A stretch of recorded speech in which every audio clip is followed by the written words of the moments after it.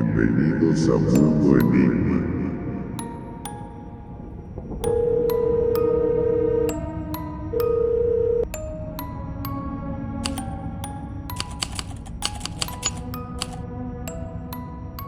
Los Guaivas, el genocidio. En la noche del 26 de diciembre de 1967, en un paraje remoto de los llanos orientales de Colombia, un grupo de vaqueros invitó a compartir una comida a una familia indígena. Los Guaivos aceptaron. Se sentaron alrededor del fuego. Creyeron que era un gesto de paz. No lo era. Cuando terminaron de comer, los vaqueros los atacaron con garrotes y cuchillos para no hacer ruido. Los que intentaron huir fueron rematados con escopetas. Al día siguiente, los cuerpos fueron arrastrados cientos de metros por mulas, incinerados y sus cenizas mezcladas con huesos de vaca y cerdo. Esa noche no hubo testigos. No hubo expediente judicial. No hubo condenas. Eso fue solo una noche de las llamadas guaivadas. Una guerra silenciosa de exterminio que duró años y que la historia oficial de Colombia ha preferido no contar. Hasta ahora. Para entender la magnitud del crimen, hay que entender primero a las víctimas. Los Guaivos, hoy conocidos como Sicuani, y los Cuiva, pueblos de tradición nómada y cazadora-recolectora, habitaban los llanos orientales desde antes de la llegada de los españoles. Sus territorios cruzaban lo que hoy son los departamentos del Bichada, Arauca, Casanare y la frontera con Venezuela. Eran dueños de una tierra que los colonos y ganaderos empezaron a codiciar a mediados del siglo XX. El gobierno colombiano promovió la expansión de la frontera agropecuaria. Se repartieron tierras. Se ofrecieron incentivos para criar ganado. Pero esas tierras no estaban vacías. Estaban ocupadas por indígenas que no tenían títulos de propiedad porque nunca habían necesitado uno. Y ahí está el primer giro narrativo de esta historia: los Guaivos no fueron masacrados solo por racismo. Fueron masacrados porque se interponían en un negocio. La llanura se valuaba en dinero. Y un indígena vivo ocupaba pastos.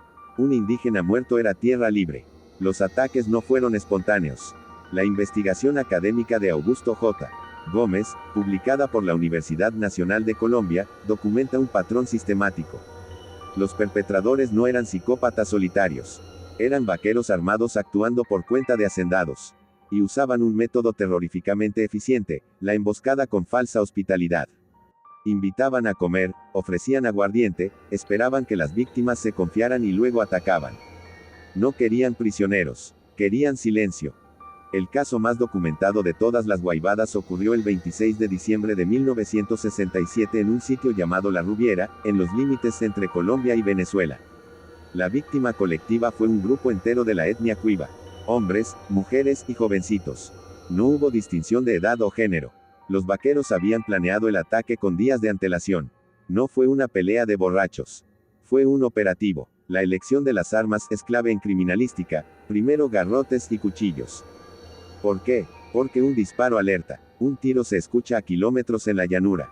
Ellos querían matar en silencio. Solo cuando las víctimas huyeron hacia la maleza, sacaron las escopetas y los revólveres para rematar. Pero el dato que convierte esta masacre en un caso único en la criminología latinoamericana es lo que hicieron después. Al día siguiente, los vaqueros tomaron mulas. Ataron los cadáveres con sogas. Los arrastraron varios cientos de metros por el suelo pedregoso. ¿Por qué? Para dispersar la escena. Luego incineraron los cuerpos hasta reducirlos a ceniza y fragmentos óseos. Y aquí viene el giro que hiela la sangre. Para que ningún forense pudiera identificar restos humanos en el futuro, mezclaron las cenizas con huesos de vaca y huesos de cerdo. Un mismo montículo de ceniza blanca contenía a una jovencita, una vaca y un marrano. Era imposible diferenciarlos sin tecnología de ADN que en 1967 no existía. Los perpetradores sabían exactamente lo que hacían. Habían visto o habían recibido instrucciones sobre cómo borrar evidencia. Eso no es barbarie espontánea. Eso es tecnología del exterminio. La masacre de La Rubiera fue una ejecución directa. Pero las guaivadas también tuvieron un segundo capítulo, más perverso aún, porque involucró al Estado colombiano. Ocurrió en 1970 en una comunidad llamada Planas, en el Bichada. Los indígenas Guaivos, acosados por los ganaderos, encontraron un aliado inesperado, un no indígena llamado Rafael Jaramillo Ulloa. Él los ayudó a organizar una cooperativa de producción agrícola. La cooperativa daba préstamos, educación, salud. Por primera vez, los Guaivos tenían poder de negociación. Y eso no les gustó a los terratenientes. ¿Por qué? Porque la mano de obra indígena era barata.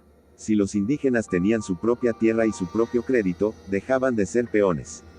Los hacendados presionaron. La cooperativa fue clausurada. Jaramillo Ulloa, viendo que la vía legal no funcionaba, tomó una decisión desesperada, organizó una guerrilla indígena de autodefensa. No querían tomar el poder. Solo querían que no los mataran. Pero en Colombia, en 1970, cualquier grupo armado que no estuviera bajo control del gobierno era automáticamente subversión. El ejército y la policía lanzaron una ofensiva contra los Guaíbo. No contra los ganaderos que habían masacrado a sus familias. Contra ellos. El documental, Planas. Testimonio de un etnocidio, dirigido por Marta Rodríguez y Jorge Silva en 1970 y preservado en el Museo Parisino del Quai Branly, recoge un testimonio desgarrador.